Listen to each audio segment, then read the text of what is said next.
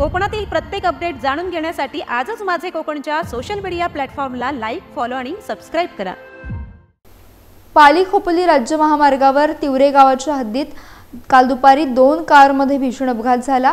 Honda आणि Celerio या 2 car एकमेकांना धडकल्या आणि या अपघातात सेलेरियो कारमधील चालक गंभीर जखमी झालाय। बाकीच्या प्रवाशांना किरकोळ दुखापत झाली आहे। दोन्ही गाड्यांचं मोठं नुकसान झालं आहे। अपघातस्थळी सेलेरियो कारमध्ये मद्याच्या फुटलेल्या बाटल्या सापडल्यानं ही मंडळी गटारी साजरी करण्यासाठी निघाल्याचा अंदाज व्यक्त केला जातोय।